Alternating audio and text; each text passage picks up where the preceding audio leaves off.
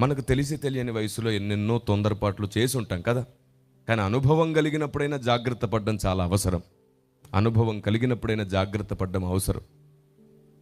నిజమే, అనుభవం లేనప్పుడు పరిచర్య ప్రారంభంలో నేను చాలా ఆవేశంగా ఉండేవాడిని.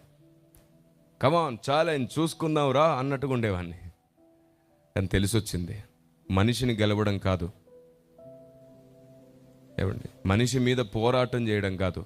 మనం పోరాడున్నది మనుషులతో కానే కాదు. నేను మనిషిని సంపాదించుకోవాలి. మనిషి మీద గెలుపు కోసం నేను వెళ్ళింది. దేవుడు నాతో అన్నాడు, నువ్వు సాతాన్ని గెలువు, మనిషిని సంపాదించుకో. అందరూ వాడి ఉచ్చుల్లో ఉన్నాడు, వాడి మాయలో ఉన్నారు, అందరూ వాడి స్వభావంతో ఉన్నారు. వీరందరినీ ద్వేషించడం వల్ల నీకేమొస్తుంది? అందుకే నేను పాపిని ప్రేమించాను, పాపాన్ని ద్వేషించాను అన్నాడు ఆయన. మనం కూడా అదే పద్ధతిలోనికి వద్దాం. ఆవేశపడి తొందరపడి నోరు జారే విషయంలో ఉన్న వారందరి మీద జాలి పడదాం. వారి కోసం ప్రార్థిద్దాం. తొందరపడి మాట్లాడకుండా దయ చూపించు ప్రభువా అని.